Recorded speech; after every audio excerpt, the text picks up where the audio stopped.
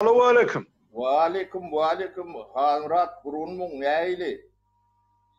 Ya ben yağdayla tüpüm. Öyle mi? Tüpüme. Sen hep tüpüme geçiptin. Bana de. Yaşları biraz güldürürler. Sapara bir zat barda berdi esası men berjek bolyan sorum şuurlukçu nämeden başlajak bolyan.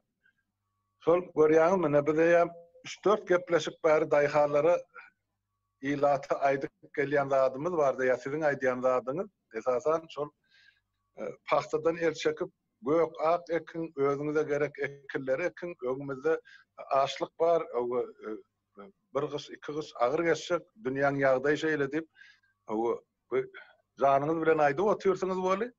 Ol hökümet kejine tutup, hana buňky çykyşyny aýdyp otyr. Şular ýaly ine paxta planını artdyrylýar, o paxta ekilýän ýerler köpeldilýär dip.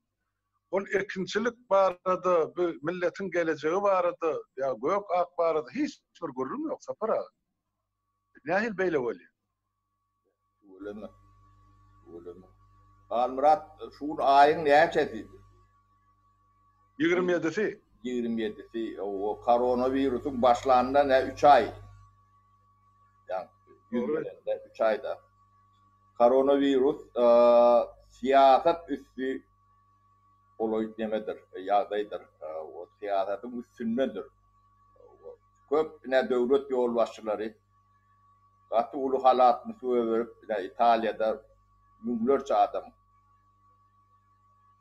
Her gün. Günde müňe göre adam ölýär-de. Angliýada şular ýalak ýanky populist nemeleri bilen demetdi. Bu Boris Johnsonyň öýdi, o Prince Charles onun sağlık ministri koronavirüse yakalandı. O bir yankı siyasetin üstündeki bu iştir. Üstündeki düşmandır. Siyasetin ne geçecek geldi yan oldular. Şuat ekmeteler eyyem giyecek alıp parayalarda. Şuat eyyem ağaçların yemedi tefi geliyordu. Eştiliya boğut kartışkı nemek şu at ekmeden sen tomduğuna da başına da iyimit bir yerden gelmeyeceği katı aydındır. Bunu düşünmeyen nemeler olsa o halkın öyle düşünmelidir. Siz prezidentlerin sizin canınız ödünüzü mühüm şu çağalanların canı size mühüm. Şoň üçin karary halk siz özüňiz berjekdir. Bu da deme koronavirüs ýok diýen bolsa, o sizem öňden bolun. Ýöne koronavirüsy şu koronaň üstüne goýberin. Men size koronavirüsüň ýaýraş skematyny aýdyp beren. Näme diýýär? Näme üçin aritmetik progresden TV'ye ne 3 adam print bu adam. 1-3 adam bilen salamlaşýar. Ol gelen 3 adamın bir tanan okur. Olaram gidip yine de 3 adam bilen salamlaşýar, tokalaşýar ya da askırya, üskürya ya bir yerden tutýar. Geçýär de, diýýär salamlaşýar diýip düşündirýär. Onun şu her nemede şol her adamdan yine de bir geometrik progres emele gelýär-de. O ne sizin adatlyk dawaňyz görüşüňiz ne şu koronavirüsüň ýaýraş sistemati bilen ýaýrasa ýurduň içinde. O korona diýmek, täş diýmek de. Şoň üçin korona sözü hemme kişi düşünüp bulur. Şoň başyndaky täjim nägilek gidişini görüne ýatyrkany bir adyna düşer. Şolary adatlyk üçin görüşüňizde şolar ýalak ders berseňiz ömür waki diktatorlygyň hiç ýadyndan çykmaz. 3 ay geçip ondan Türkmenistanyna bir adajyk ýalak koronavirüs bolmadygy mümkin nädir? Onu adamlar gatı doğru düşünsünler. Ağaçlık çekecek ödümüzsünüz. Yani ben ovoculuk ministerliğine de diyen. On familyata tanışrak bolun, ol ben tanıyan adamlar oğullar değildir. Yine solon çağırdım ağaçlık çeker. O minister olurun neme değildir. Ağaçlık daydan değildir. Bu da atlar ne yönü logistiki yönü fikir edildi. Ne şu at ekmedik. Şu at karşı getirin o. Şeyler. O leylekli atların yetenok. Ya yetenok, o da yetenok, bu da yetenok. Hem de at yetenok da. Pulunu da yok yerler var diyerlerde. Un yetenok diye yine orada at yetenok diye. Ondan şu at ekmedik. Ertir, büyük, kış. Bu bir yerden gelmelidir. Ödünü öndürmeyen orada. Yani şunun için şu atlara katı realle düşünmeli. Yani o prezident eydiydi, beydiydi, o nemesi neme değildir. Bu prezidentin üstüne kadisedir. O siyasetçinin akıllısı katı seyrek oluyordur. Onu da orta diye de bizim payımızda olur yalak neme katı ediliyor neme latere yalaktır. O latereye de elimde ama ervet düşüyendir. Bunun akıllısı katı seyrektir siyasetçiler. Ne Avrupa'da da görüyorsan, İtalya'da demokrati oynan olur halkını kırdılar. Britanya'da da şunlarla. Yani popülist demelen siyasetçilerin sizin canınız bilen bunlar rahat demet bilendirler. Ölünüzde, yitenizde, nemedenizde de bunun neme cihan ağrıyan yerleri yoktur. Yani öğütleri yalak, şuları yalak dudağa düşen meseleler. Yani yok orada ecesini kakasını, sağasını, çoğusunu altından tekavadarını, ortavadarını her satıcıyla salamlaşıp, kucaklaşıp geçtim. Sonundan doğranarsın. Şunu edip bilmese de şu koronavirüs Türkmen sana yayıran. Onun ikinci neme test aparatları vardır. Sağ Murat. Yok. Virüs yok orada test aparatları kabinet ministerlerde ya da yani köşkte görevi yok da. Ya başlıkla ministerlerin emelerinde. Onu alıp halka vermeli. Halk test etsin. Onun koronavirüsü yok olsa oturdunlar. Nemedat değil de. Ana şunu edip bilmeseler bilmek bağıdır. Ne Kur'an elli bilen kimik neme yani aboneman oldu da bize mi onu? Yok ağam böyle değerli çıktın açsın hiç neme daha bir yok bu. Ondan bulun yankı neme ön kamandırovkayı verilen kuratörleri ya batılan ya işten çıkarılan kuratörsüz bir topor nemeleri var da işgalleri var da kanları alıp görün neme alıp görün.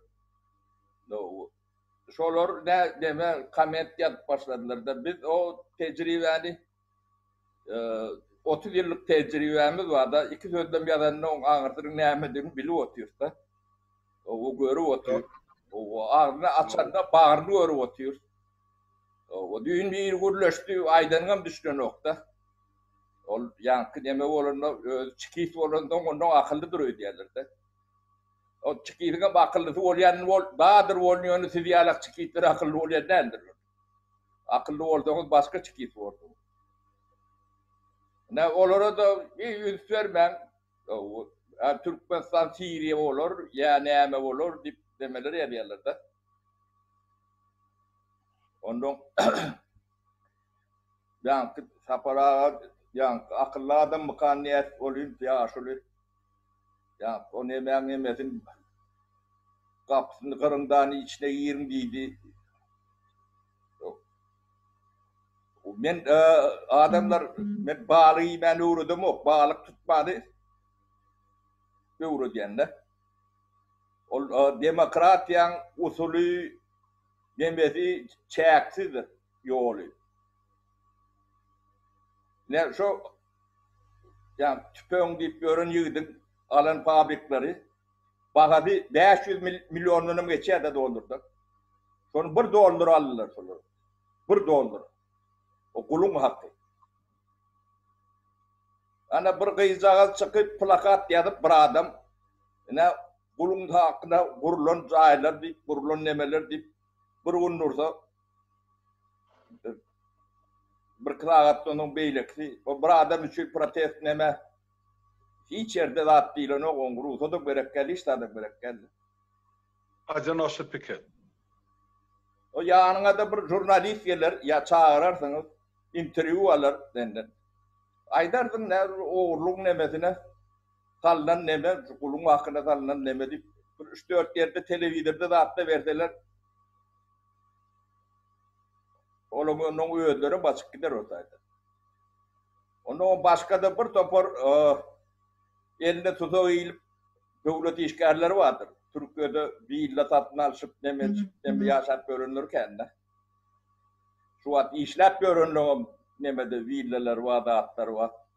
Ne soruyorum atlarını biliyorsunuz kapısının altında bir kısa plakatlı gerekli yerine durduğunuz bir yeri gelip demeder. İnterview alır sizden.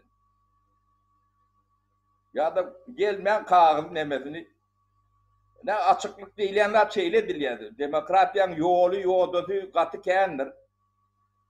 Onun yönü hem becesini tapırağa aydıp görmelilerdir. Biz aydı çıkmayalak bağlı imenler, bağlı tutmadı. Düşünülecek oluyordu. Bağlı imen hem de kişinin biliyor. Onu sizden biliyor bağlı imen neyle. Bağlı tutmadı. Öğretmenler adamları. Ne demokratiyanın yollarıdır şu. Yani ben Halmurat şunu şeyleri düşünürdüm bilem o. Türkmen öyle fikir etsin. Sağlam, yemelem ağaç. Prezidentin canında orada olabilir, öldüğün ağaçlarından niyen orada o başka mesele. O sizin sayılacak mesele. O da atlara bir karar verip bilmez. Ama onun ertir açık geldiğim kıygırmağın sizin teziniz adı eşecek neme yok. Türkmen'in sesini eşitilmeyenem nemedi. Yok aydılarını edilen yok, nemedilen yok bulur. Bulur dinge bağlı yiyecek, onu bağlı tutmanı uğrunacak geldi. Onun ağzını çıdırsanız dünya yaşan diyeri. Başından içinden.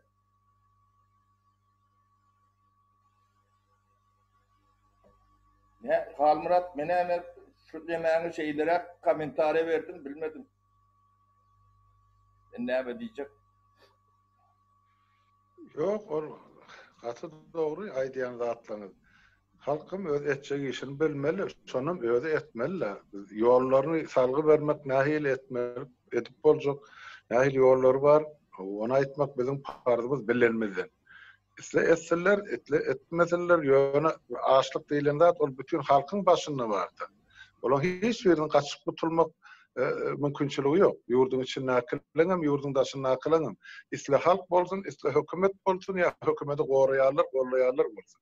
Olan gidecek geliyor. Ma bütün dünya kabuğu düştü de kesel bile. Bizimki keselin üstünde de ağaçlık var. Ederin bilmez hükümet. Yani şuun kıyağdaydı da hani pakta planlar tırgıtı. Diyemeller şu yıl pakta kavur olsun. Yakın adamın özüne gerek kuruşluk malınızı iyiyim, özünüze iyimit. Şu kıştan çıkmak için artan tüyüşönünüzden şehirli ilata satarsınız. Şeyde bütün millet bol, biz bütün millet bol. Ağaçlıktan çıkarsın. Fikir olan kellesinde yok. Tapara asla yok. Biz bir hayatı çekiş bilen uryan yani kimizin aydı oturun zaten.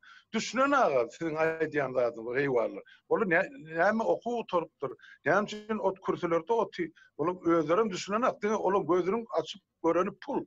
Dine pul. Halkım olur için pul olmasa halk öyleysin.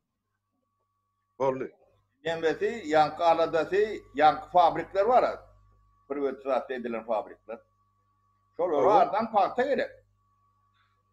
Ana onun portföyünü görüyorsun. $1 sattılar o. 16 fabrik. Bizim $1. Yakın $1. Yarım milyar dolarlık demeni $1. O yetimin hakkı var orada. O halkın da adam. Halk için ettik onu yankı kurban olayım yankı tüpümüne de değil kadrına da değil beylekine de değil biz onu halk için ettik. Şimdi bulonku doğru olayan bizimkem son talan adamları doğru olayanmışsın da. Bu edilen oyuncaklara düşünüyor musun? Öyle sürü oturmuş. Onu dünkü yankı pul meselesinde de yankı Türkmen pulun Türkiye'de satılıp görülen nemesi var ya da. Onun şular ediyen olmalı. Elbette. Başka demesini ben tapıp bilmedim de başka da varyantları vardır oluyor. Yine de şu ofisler, şu demeler yankı sen men o pulu taşap akıtacak demedi yok. Ya da yok. Ödüm ne kagabatından ne beyleketinden çıkan ok. Ses çıkan ok da. Yani şu satılıp gördü. Dünya biliyor mu satılıp görülürünü. Gönüp yankı Türkmenistan'ın kagabatı, ilçisi, ilçihanatı şolar bile nokta. O ilçi meselesinde de dünkü de emettik kolun yankı adamlar acıkmada bu da atları doğru kabul eden nokta. Sebebi yok bağlayıp görünür, bağlı tutma. De korumuz kutorar volun karnını da acıkar. O yankı ilçihanan değil başka bir yerine kapısını kakarsınız. Bu da atlar hem de bir real kabul etmeliler. O iktisadi paket değildik. Onu dillerine dalı doktor. Amerika 2 milyar 2 trilyon yeme paket çıkarttılar da. Şunu çıkarttılar. 2 milyar 200 milyon. 2 trilyon neyse ne? Evet o trilyon dedim. Koronavirüs yok oldu. Şunu riyalak güçlü ürettirdi yok olmalı. Ne İngiltere'de bir ay yarım ay popülist demettiler bu ne yapıp hem yerini yaptılar demettiler. Bu siyasetçilerin oyunu şöyle yalaktır. Bu adamlar bağlılarıyla oynuyorlar da. Çünkü bu siyasetin üstündeki hadisedir Murat.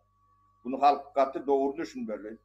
O siyasetçilerin yokman akıllı olmağı ne değerler bunu ne halkın birliği ile, ağzı birliği ile, halkın akıllı ile o birek kucaklaşıp yemek ve onu kucak yemediğim derler. Birek kömek verip yardım edip şey deyip yenilleyen yağday. Ne bu doktorlara katı ulu görev düşüyor. Ne Türkmenistan'ın atelleri vardır. Boş. Ne şu birini ikisini keselhane dersin, birini ikisini doktorlara verirsin. Olurum yatmalı, turmalı, yetkar doktorlardır. Şu nemedir, şu uğraştır. Şu da atlar nemesini bunlar promoçuluk etmeli. O tekstil fabriklerin birini dine şu yankı maske ölen doktorluğun giyecek halatlarını, nemelerini göndermeyle başlamalıdır. Bu da atlar göre şeyle geçilen de at değildir. Bu halk bunu katı doğru düşünmelidir. O korkuyu, ürküyü bu da atları yenip geçmez. Korkup görün oradan diyorsun ki çıkıp koronavirüs gelip sizi o vaanı bile yok edip diye de. Ve korkunda, batır olanda da onun nemesi derler. O teşli adamlar tutuptu. O Prince Charles o da kederlerdi. Bunun önünde neme yok. Yani vazife ya baylık.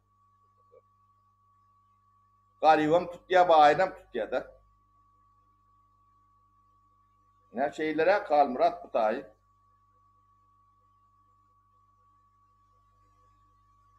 Doğru sapara. Yemede ya şol bir ola fikir ediyor. Şol näçe halkın tepesinden bassak şonça da halk çydar. Şol ters düşünjesi var da 13 ýyllap halkyň depesinde galgap oturan şol hökümetin ine bir kynçylygam çekip çydar nirasyndan ýaly netije çykarýarlardy köşkde oturup. Sebäp nämeden bula uğralýar? Şol 2 milyon halk problemadan kaçıp yurdun daşına çykdylar da öz çağalaryny eklemek üçin yurdun daşına gazanç edip yurda uğradagyny özüne bahwet bildiler. Şem yurdun içinde oturup öz hak hukuky üçin göreşenden yurdun daşına çykan. Özlerine kan göňüne jaý tapdylar. Inni görüp otylar şu 2 milyon halk Türkiýe çykan halk. Inni gapçarly. Ne içine girip bile devletin öz hosarlaryň arasyna ne de daşyna galyp bile. Türkiýanyň hökümetine gerek gäle 2 milyon artykmaş agyl. Bular häzir öz ýerlerine naharlajan belli däl. Ýene bir gaýda. Türkiýede bir aňrybaş ösen döwletler separa ykdysadydaýdy. Bu ösenem boldan bu zatlara çydaýarlyk däl, Halmurat. Şoda Ýene de ýanky Litwa wada, Litwa. O döwlet, o 3 milyon oğlu halkı var. O gadam yok, nevtem yok. Dünýeden öz vatandaşlaryny ýygnady. Ýanky teplahod diýberen var, samolyot diýberen var. O avtotransport bilen getiren ýerler var. Hemmesini ýygnady. Hiçki döwlet, bulan bu lokal terişlerim yok, nemelerim yok. Bolun ýöne şodatlar halkyny hiýlanşy, halka mertebe goýulşy üýt köşkde. Onu o bayrak döwletden etmediklerim barna Ispaniýa alak demeler. Olar diýetlerine görüp görsüňiz. Ispaniýada da ýa böwzür ýa-da. Ana bu zatlara diňe siýasatçylary atylýan zat däldir, siýasatyň üstündäki zatlar. Şwetlere de men şikayetim kän. Bularam biraz demokrat boljak bolup demokratiýa oýnýarlar da. Käbir halatlarda. Ýanky o kontert nemelerini zatlaryny wagtyna atmen edetmediler, şu wagt kiçeldiklerler, nemetdirler. Ýöne bu oýunjak zat däl bu zat. Bu zat siýasatyň üstündäki zat. Bu düşman on näýilikdir bilinmeýän soň şeýle bolýar da belki de demedin uğurunu taparlar bir ýöne grip ýalak bolup aramda diňer. Ýöne bu da ýene de mutaatça edip galmak demeler var. Bu soňra sen bilmeýän neme däl, bu näýilik senaryo bilen bundan agyryk ýaşajagymy sebäbi antivirusdan şu demeden koronavirusdan öňkü döwür, soňky döwür diýen ýalap şu epohany şu iki bölerler. Indiden aňryk gatly üýtgeç demeleri çykar ne bu netijeleri. Şoň üçin açlyk diýenim bir ýöne nemeden nädir? Açlyk ýeke Türkmenistanda däl, başga da kän ýerlerde bolup biler. Bunlar oyun eder ýalaklar däldir. Halk gorkunjak bolup aýdamda ok nemetjek bolup aýdamda ok bolun ýöne bulun. Şoň ýok diýmesi bir aýlygan ştatda bizne etkenlere ýüzlenip gördük. Çıt ýok. O beýleki demelere ýüzlenip gördük. Çıt ýok. 3 ay geçti. Şurada tarihte galtyn dip men tarihini neme diýenler. 27 Mart 2000-nji ýyl. Şunu ýene de 6 aýdan soň şu diýenlerimizi ýabaşkan aýlap diňläp gördüler. Oňa da geler. Ona giç boljak da 6 aýdan. Giç bolsa da ýanky aklyň ýoly birdir diýilýär, Halmurat.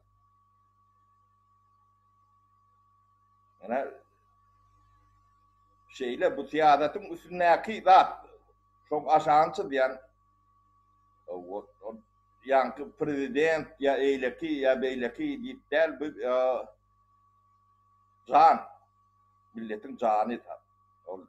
Ölüm galym töwüşde. O demokratiýa ýa diktatura töwüşde. Sizin çağalaňyzyň bir galmagy, enatalaňyzyň bir galmagy töwüşde. O bundan gorkup yankı gorkon bolup siz enatanağınızdan, çağalanızdan, özüňizden diýilme netiniz var bolda yol dedim dört ýanyda açyk.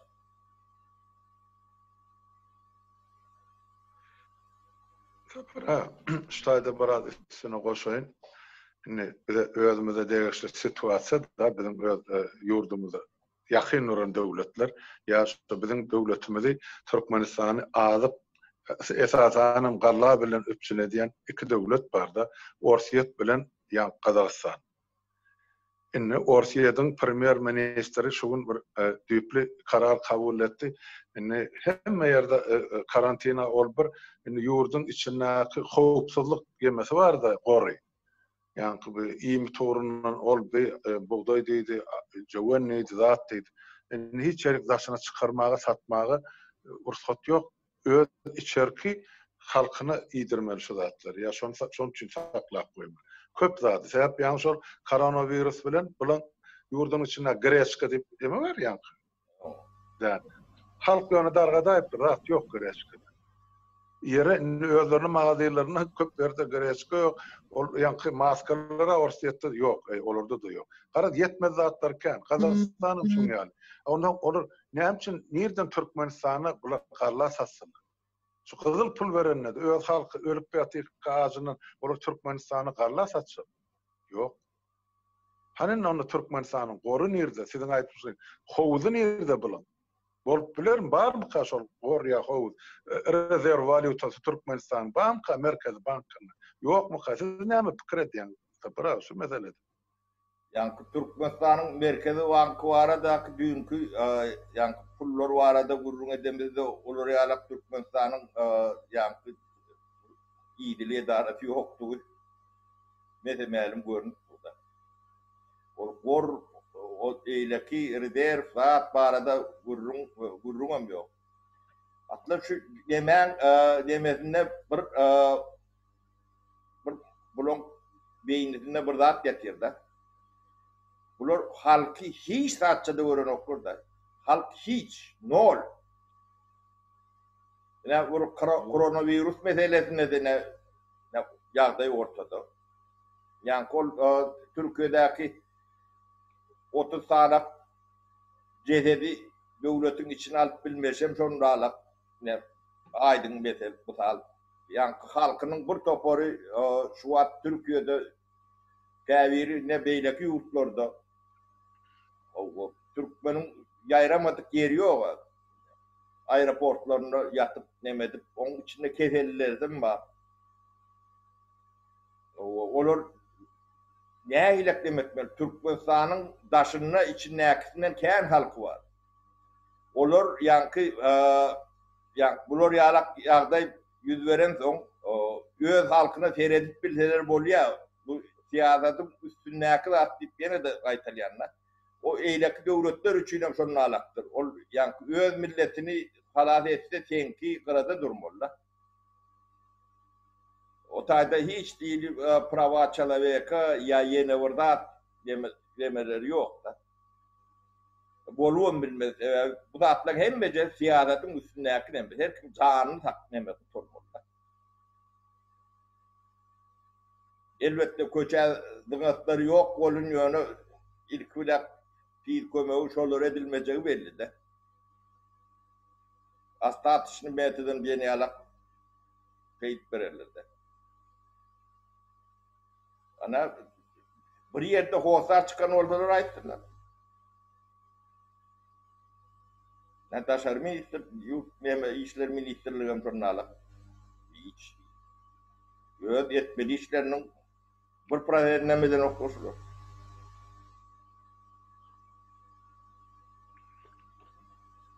Tapara.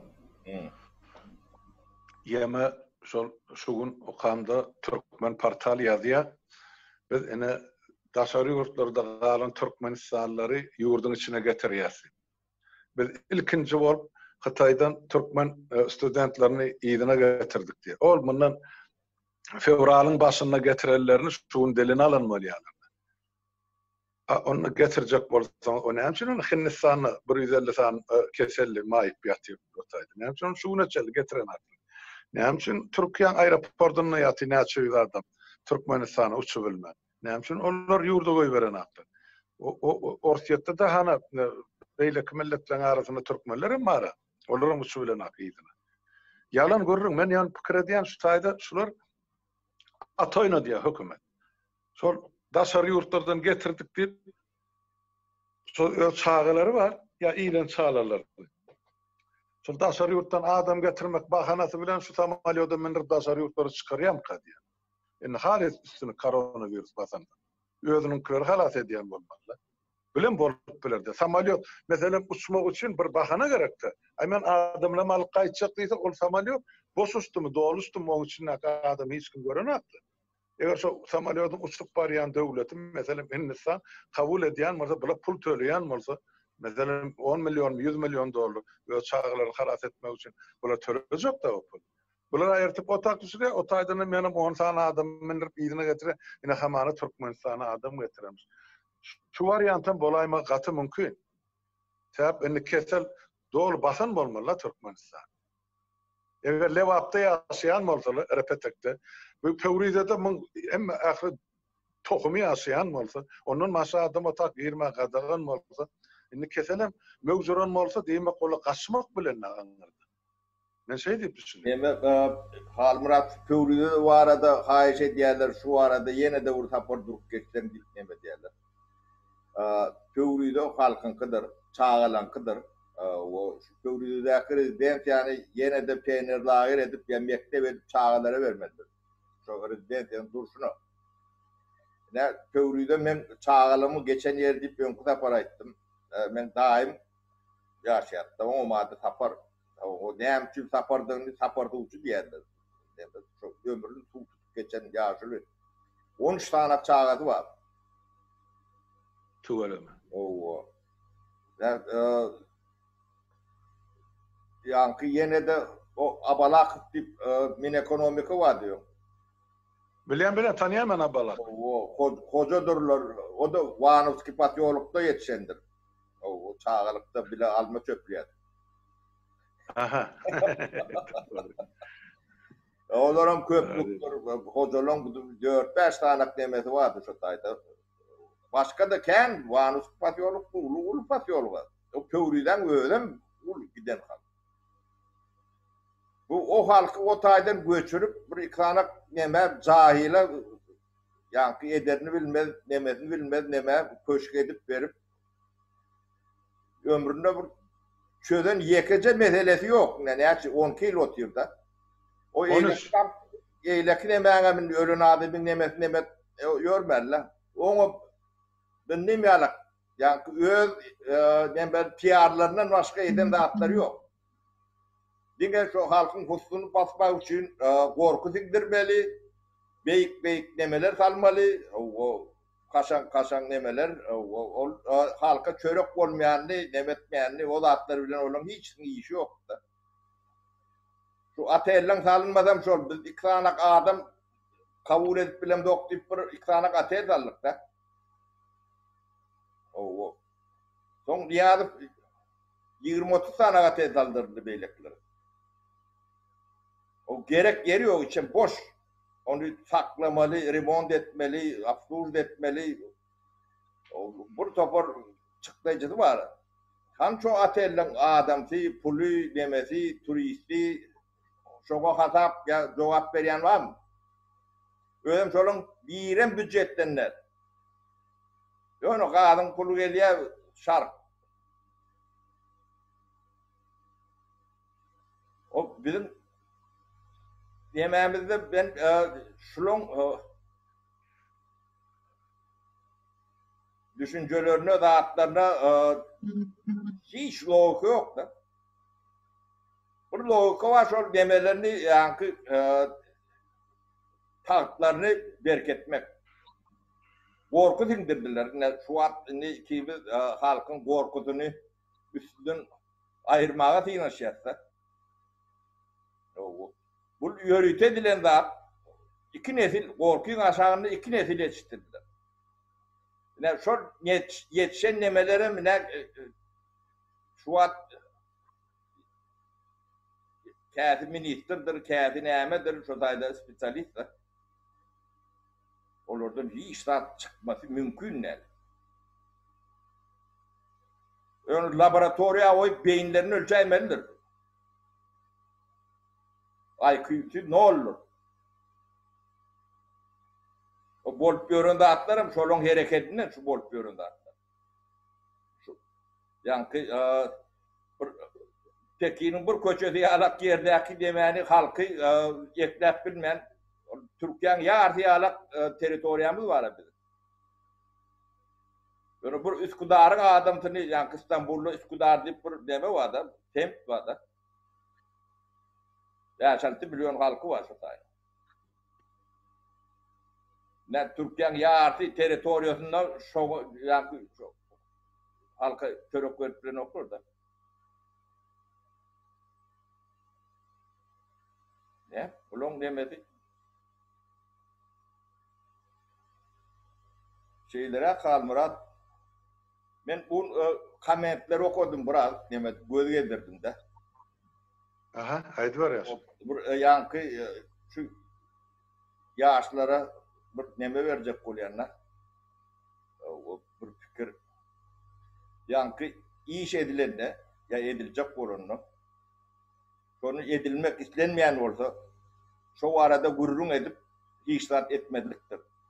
Yani orçu buna nada problem uzabaltat değil ya da işte şeylerdir. Yani kendine yumuş uyurursun olun ekayayı da oturur demeden de. Yani ile kovduğun aydan oraya ne ile demediğini kanununa edip verirler. Yani demokrati etmeyecek oradan demokrati var arada kendi gururlar iştahat etmedi. Bu dakika bağım bulun yan metididir. Şulun nemelerine bulun yan metididir. O ne şu da atlar ne demem gözmeyil ya da. O yani orsiyet ruhsat vermese Türkmenistan'da iştahat olmaz misal için. Misal getirip veriyor. Şu tayda üyütkümese Türkmenistan'da üyütkümüz. O yankı fırlat demezsek olduğunu Suriye'ye alak bor. Halmırat Türkmen'in problematını dine Türkmen. Dine Türkmen çözböldür başka hiç kim pingine de değerdir. O halkara uğramalarının hiç demesine değerdir. O kömeğim olmaz, hiç adam olmaz. Yani bir gelen son var, şunu legitimli olsa olmaz, kabul ederler. Sebebi bunlara bir legitimle mengeç bir neme gerektir. Olmasa niye adam legitimler, bu da legitimler kabul edip gelişip demesip görürler. Halkara uğramaları değilen de yine şu nemeden son funksiyonu doğru yitirir. Şu adam halkara uğramasının hiçbir nemesi yani real gücü yoktur. O nemesinin kararlarını istendik devlet istendiği demedik bilendirler. O 5 devlet öyle aralarına o deyip bilenler, yok deyip bilenler, onu yönü edeceklerine minzok ediyorlar. Yani o kuramologma bir bağlap eydeli demeler var da. O dinle Türkmen. Türkmen'den başka Türkmen'in derdini düşünecek, bunu çözecek, çözmeye kömek edecek. Hiçbir devletim yoktur, hiçbir kurama da yoktur. Şeyler aktır. Yani bulaştıracak oldalar yani ortaya Suriye var şeyalak, Amerikan Suriye var şeyalak yağdaylar ederler, kömek doğratan şey derler. Amerika niyirde, Suriye niyirde, ortaya niyirde, Suriye niyirde, misal için. O halkın bombalak kırıyorlar. Milyonla adarları da değil. O yani farahatçılığı iksanak teröristi demez. O teröristi öz teröristler. Şu taydak şu teröristin karşısına ne 7-8 sanak Avrupa Birliği olup, Amerika olup, ya Orset olup bir terör demesini grupasını ne ile güçlü olanı da 5-6 yıllap yenip bilmezliği aydım demestir, tubutnamasıdır. O yankı işi 20-30 devletin karşısında görüşüyordu. Özlerim öğrenimçiliğim yok, pullarım bir yerden gelmez. Şular vermese başka yerden pul gelmelilerle. Ana erkekler şoları yalak kolyandır. Yani Türkmenistan'ı 10 milyar korkudup size sırtını kasıp oturun deyip şoları yalak komentari ediyorlar da. Ne bu bizim yankı Kamandirov'un emelimiz bizim yankı. Onun yankı neticeleri bir de seyredemizde uğrayas oluyor. Onu görmeyen, demeyen, düşünenlerim olmalı. Yani bu soruna da soru vermeden cevap verdim. Verecek korktuğunu gördüm de hamra. Böyle ya. Böyle ya. Onu ne yapmış? Çoğulukça tamamlaylı mı? Bor hamra. Oluyor, sağ ol. O sizem sağ olun, sapara, sağ oturun. Adamlar sizem. O dinlen. Eşten rahatlarınızdan netice çıkarın, özünüz için. Gelecek için, halkımız için. Faydalı rahatlarken şu tayda aydıran söyle. Sağ oturun, sapara, sağ ol. Sağ ol.